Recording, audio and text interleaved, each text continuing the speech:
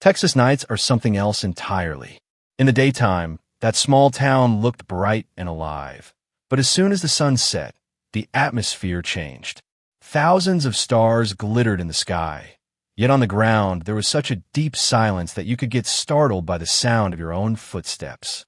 The wind whistled as it brushed past the old oak branches. Somewhere far away, an animal let out a terrifying cry, and at times it felt as if the darkness itself was staring right at you. Being alone at home in such an atmosphere was its own kind of fear, and those who have experienced it know that it's not just imagination. Sarah was a young girl, hardly 20, but very sensible. Her parents often went to late-night events or short trips, but she usually went with them. That night was different. Her parents told her they were going to a family wedding that would last late into the night, and Sarah insisted on staying home because she had a college project due the next day. Her parents told her she could come if she didn't want to be alone, but she laughed and said, "I'll be fine. It's just one night. What could possibly happen?" In the evening, she was perfectly normal, sitting in her room, making notes on her laptop. Raindrops were trickling down the window, and darkness was spreading outside. Time passed. Around 10 o'clock, she finished her project and, to fight boredom, put on a horror movie. Ironically, she was completely relaxed watching horror, as if nothing could disturb her. Near midnight, as the rain grew heavier and the sky flickered with faint lightning, the first strange sound came. At first, Sarah didn't even notice because she was wearing headphones. But suddenly she felt as if something heavy had been dragged across the wooden floor in the living room. She paused, took off her headphones, and listened carefully. Silence. Only rain and the sound of the wind. She gave a small laugh and thought maybe she had imagined it. But then the sound came again. This time it was like something had fallen off a shelf.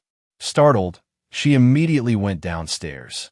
In the kitchen, she saw a plate shattered on the floor.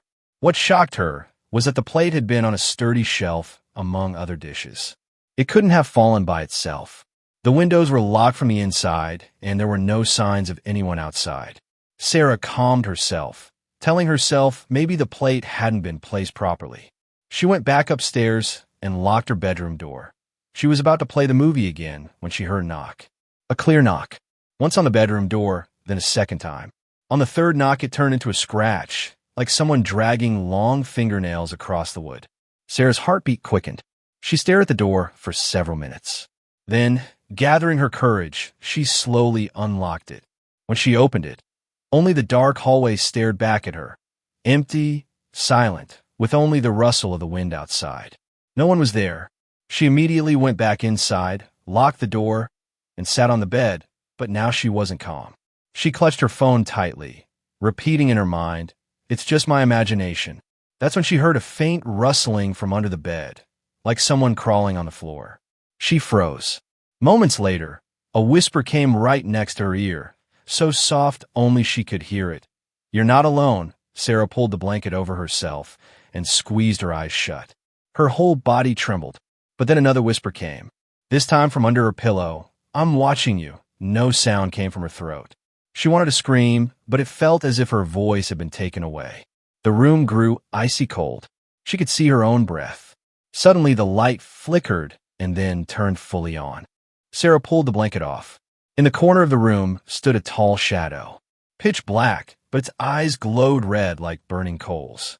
The shadow slowly began moving toward her. Sarah tried to move, but paralysis gripped her. She could only watch as the shadow took one step after another closer to her that moment. Her phone rang.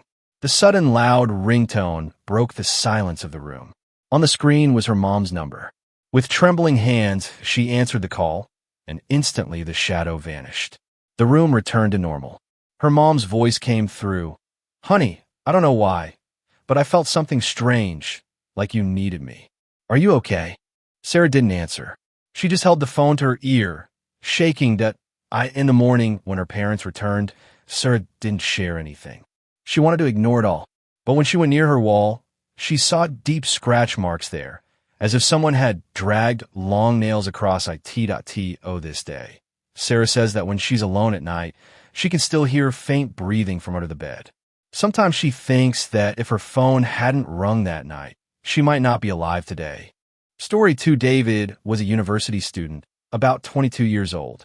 He lived with his younger sister Emily in a suburban neighborhood in Texas. Their house was modern but fairly isolated, with plenty of distance between the neighboring homes.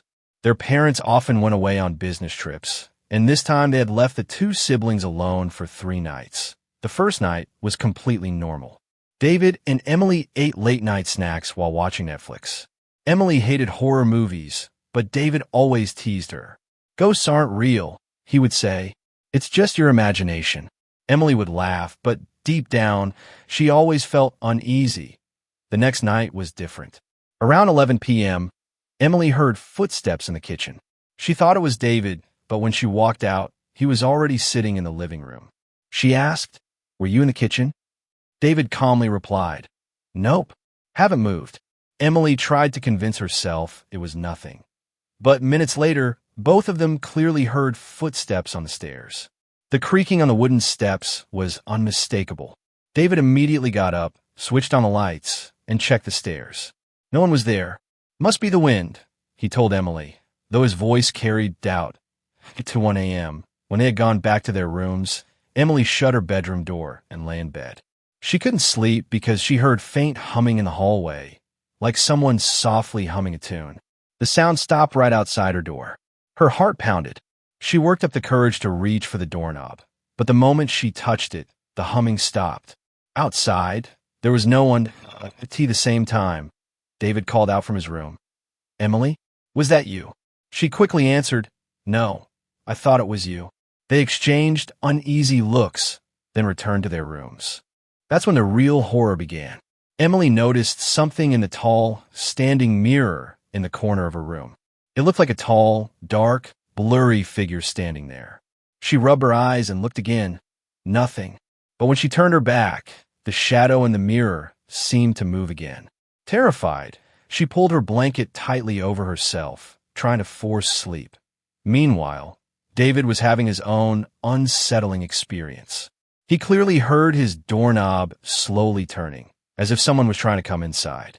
He jumped up and flung the door open, but the hallway was empty.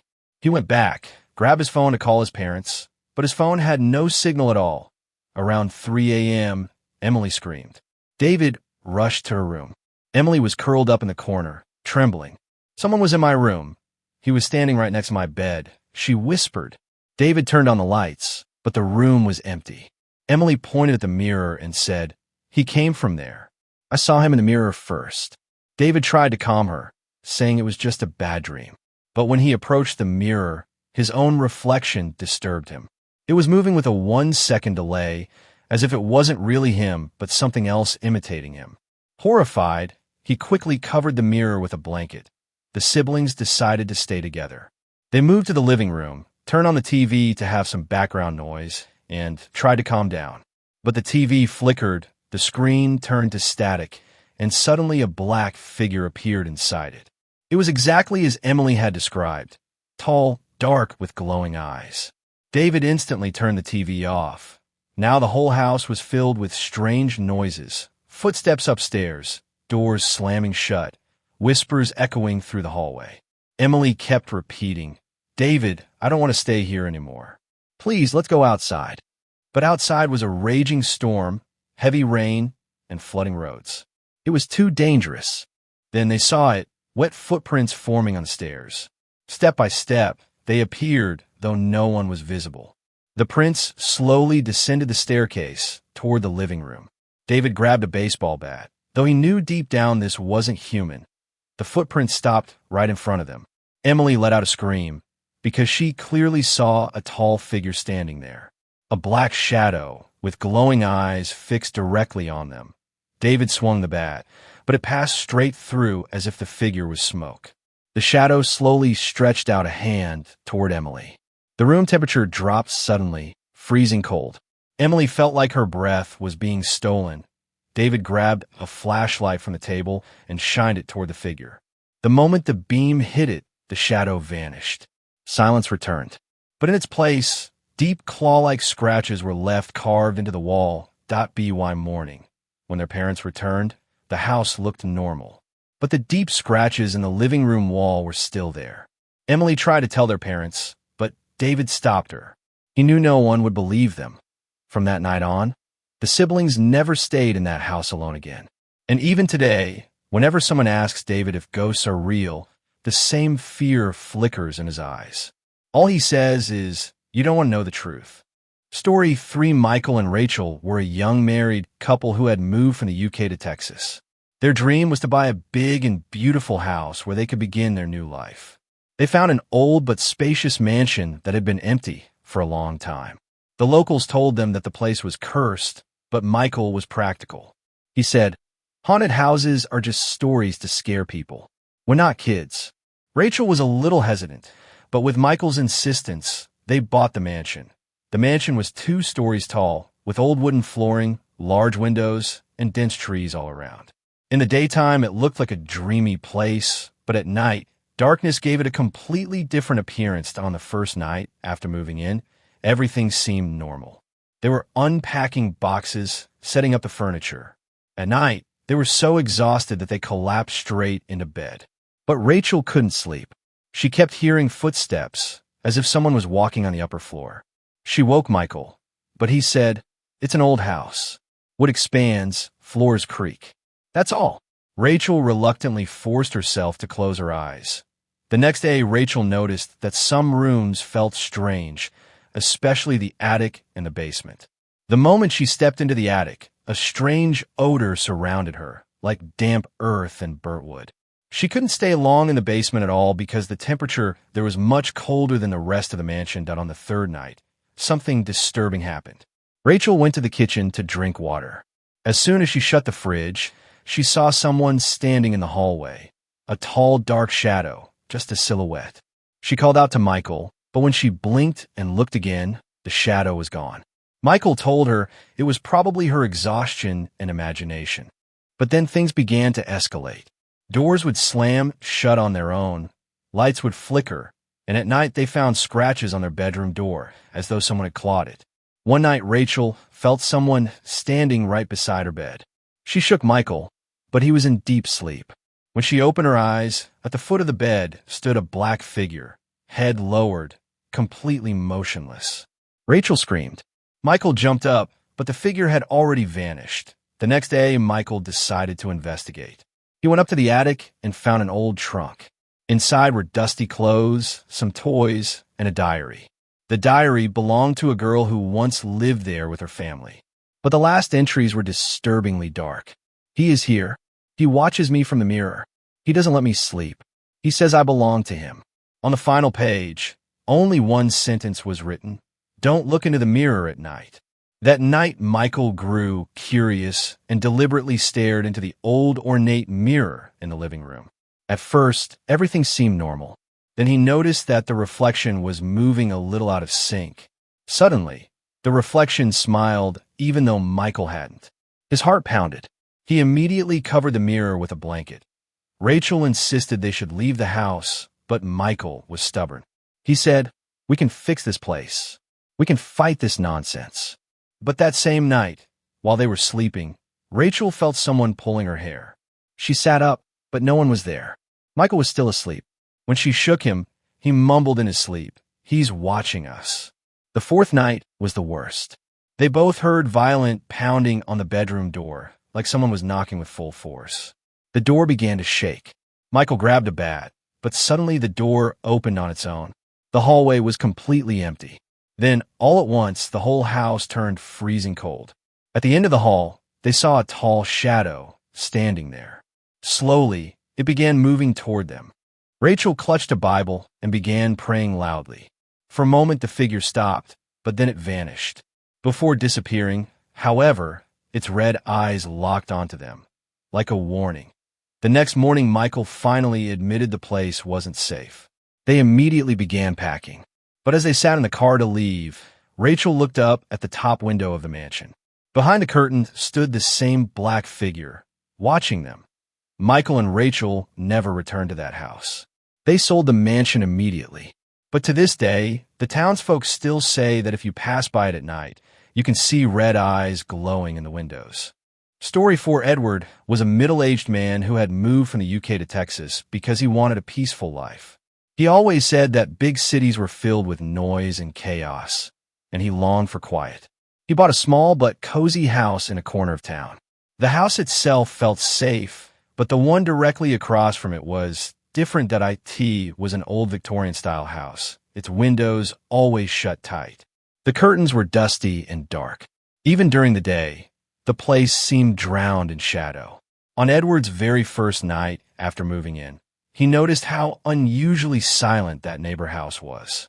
He never saw anyone coming or going to a tea first. Edward assumed it must be empty. But at night, he sometimes saw movement behind the curtains, like someone was peeking out from behind them. He told himself, maybe it's just shadows or the light playing tricks. A few days later, one night while Edward was sitting in his backyard drinking coffee, the wind picked up near midnight. Suddenly, he noticed something in the second-floor window of the creepy house across the street. A pale white face, completely expressionless, just staring at him. The coffee cup slipped from his hands. He froze, staring back, but then the face vanished. Edward was a practical man. He told himself it was just an illusion, but his curiosity began to grow. The next day, at the local store, he casually mentioned the house in conversation. The townspeople grew uneasy. An elderly man muttered, "You don't want to mess with that house. Bad things happen there." But no one said more. The following night, Edward heard something even more disturbing. While reading in his study, he heard faint piano music. At first, he was confused. He didn't own a piano. The sound was coming directly from across the street. The tune was slow, sad, and haunting. Edward looked through his window. The house opposite was pitch dark, yet the piano kept playing. Then suddenly, the music stopped. At that exact moment, the same pale face appeared again at the top window. Edward now felt like he was being watched. He began closing his curtains tightly at night, yet he could still sense eyes on him. One night, he clearly heard footsteps on his porch. Slow, deliberate steps stopping right at his door. Gathering courage, Edward suddenly flung the door open. No one was there. The street was empty. But on the porch, clear, wet footprints trailed directly across the street, toward the creepy house. His uneasiness grew heavier. He considered calling the police, but thought people might think he was losing his mind. That same night, as he lay in bed, his phone rang. The caller ID showed an unknown number. Hesitantly, Edward answered. A faint whisper hissed on the other end. "Get out of that house before he comes." Edward hung up immediately, but when he checked the call log, the number wasn't there. Days later, Edward decided to investigate the neighbor house during the daytime. To his surprise, the front door was unlocked. Inside, everything was covered in thick dust. Broken furniture, cobwebs, and a faint smell of rot filled the air. His heart pounded. In the living room, he found a grand piano, the very one he had heard playing at night. It was coated in dust, untouched for years. Edward was about to step closer when he heard footsteps behind him. He spun around. The room was empty. Suddenly, the piano keys pressed down on their own, playing that same slow, haunting tune. Edward bolted out of the house in terror, swearing never to return. But the horror followed him. That night, he noticed deep scratches on the outer walls of his own home, like claws had raked across them. As he lay in bed, trembling, he heard a whisper right in his room. "You went inside? Now you belong to me." The next morning, Edward decided to sell his house immediately. When a potential buyer came for inspection, Edward tried to warn him. The buyer only laughed, dismissing it as ghost stories. Edward left the house and never returned to that town again. To this day, locals say that if you live near that old Victorian house, you can still hear the piano at night. And anyone who dares to step inside never comes out the same. Daniel was a young police officer, newly assigned to a small town in Texas. He was always brave and logical in his thinking. He used to say that there was no such thing as ghosts or the supernatural. Everything was either a crime or a human imagination. But one case changed his entire life. One night, an emergency call came into the station. A distressed woman reported that someone had broken into her house, but she claimed that it was not human. Daniel and his partner rushed there immediately. When they arrived, the front door was wide open. Inside, they found the woman in a hysterical state. She kept repeating, He's in the shadows, he's watching. Daniel searched the entire house, but no one was there. The strange thing was that in every room the temperature was unusually cold, as if winter had suddenly set in. The woman said she had been dragged into the basement, where a tall black figure whispered to her, "This is my house. You are not welcome." Daniel searched the basement, but it was completely empty, only damp walls and a musty old smell. Daniel calmed the woman down and told her it might have been a nightmare. But the very next night, the same call came in again. This time the woman was screaming that the thing had returned. When Daniel arrived, the house was disturbingly silent. The woman was nowhere to be found. In the bedroom, there were deep scratches across the walls, as if carved by claws, spelling one single word, "Mine." Daniel was shocked. The entire police team searched, but there was no trace of the woman. Neighbors said they had heard her screams, but then everything suddenly went quiet. Daniel decided to take the case personally. He checked old records and discovered that the house had been considered cursed for decades. Previous owners had either mysteriously vanished or ended up insane in hospitals. One old file revealed that years ago, a man had murdered his family in that same basement and then killed himself. Locals believed his spirit was trapped there. Daniel prided himself on being rational, but now unease crept into his thoughts. One night, he decided to stand guard inside the house to see for himself what was happening. In full police uniform, armed with his gun and flashlight, he sat inside. At around 3 in the morning, the lights began to flicker. The air grew freezing cold. Daniel saw his own breath fogging the air. Then, he heard footsteps in the hallway. He shined his flashlight, but nothing appeared. The footsteps were moving toward the basement. Summoning his courage, Daniel opened the basement door and began to descend. It was pitch black below. Suddenly, he heard a faint whisper. "Daniel," he froze. How could anyone know his name? He swung the flashlight around, and in the corner stood a tall shadow figure with glowing red eyes, completely motionless. Daniel quickly drew his gun and shouted, "This is the police. Don't move." But the figure began to step forward slowly. As it drew closer, Daniel realized it wasn't human. Its body looked like it was made of smoke, but the eyes were real and terrifying. Daniel fired his gun, but the bullet went straight through the figure and struck the wall behind it. The figure let out a horrifying laugh and whispered, "Bullets don't work here." Then suddenly it vanished. But before disappearing, it hissed, "Now you're mine too." Terrified, Daniel fled the basement. After that night, he was never the same. The man who once claimed ghosts didn't exist became silent. His colleagues noticed he was often absent-minded, as if someone were watching him. More than once, he was caught talking to empty rooms that a few months later, Daniel himself vanished. His car was found, along with his uniform, but he was nowhere to be seen.